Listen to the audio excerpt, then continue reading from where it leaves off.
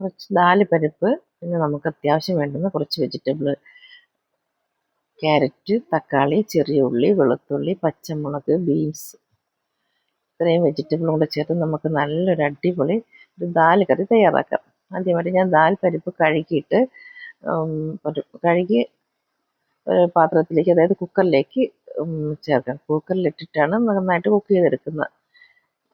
ദാൽ പരിപ്പിനൊപ്പം കുറച്ച് വെള്ളവും, അത്യാവശ്യം അത് വെന്ത് കിട്ടാനുള്ള വെള്ളം, പിന്നെ ഈ കട്ട് ചെയ്ത് വെച്ചിരുന്ന വെജിറ്റബിൾ എല്ലാം കൂടി അതിലേക്ക് ചേർത്തിട്ട് നമുക്ക് കുക്കറിൽ ഒറ്റ വിസിൽ മാത്രം മതി. നന്നായിട്ട് ഒറ്റ വിസിൽ കേട്ടാൽ മതി. വളരെ ഒരുപാട് നേരം കുക്കാവുന്ന വെജിറ്റബിളൊന്നുമല്ല, എല്ലാം ജസ്റ്റ് ഒന്ന് ഒരു വിസിലേക്ക് തന്നെ വെന്ത് കിട്ടും.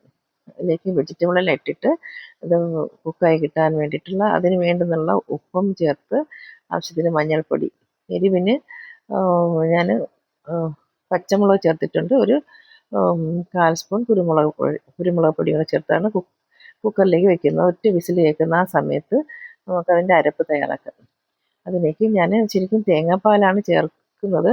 നല്ല നല്ല മുറ്റിയ തേങ്ങയാണെങ്കിൽ, അതായത് ഇളം തേങ്ങയാണെങ്കിൽ ആ തേങ്ങയും കുറച്ച് കാഷ്നട്ട് കൊണ്ട് അരച്ച് അതുപോലെ തന്നെ നമുക്ക് ഇതിലേക്ക് ഒഴിക്കാം. എനിക്കിപ്പം ഒരുപാട് മുറ്റാത്ത തേങ്ങ, അതായത് ഇളം തേങ്ങയാണ് ഞാൻ എടുത്തിട്ടുള്ളത്. അപ്പോൾ അതിലേക്ക് തേങ്ങാപ്പാൽ വേർതിരിച്ച് മാറ്റേണ്ട ആവശ്യമില്ല. തേങ്ങാപ്പാലും കുറച്ച് ഒരു പിടി കാഷ്നട്ടും കൂടെ ചേർത്ത് നന്നായിട്ട് ഗ്രൈൻഡ് ചെയ്തതിന് ശേഷം അതുപോലെ തന്നെ നന്നായിട്ട് അരിഞ്ഞു വന്നിട്ടുണ്ട്, അതുപോലെ തന്നെ ഒഴിച്ചിട്ട് എല്ലാം കൂടെ ഒന്ന് മിക്സ് ചെയ്യുക.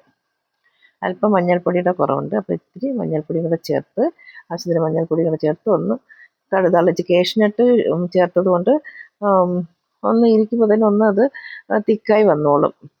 വീഡിയോ ഇഷ്ടമായെങ്കിൽ ഒന്ന് സപ്പോർട്ട് ചെയ്യണേ. ലൈക്കും ഷെയറും സബ്സ്ക്രൈബും ചെയ്ത് ഒന്ന് സപ്പോർട്ട് ചെയ്യണേ. Okay, thank you.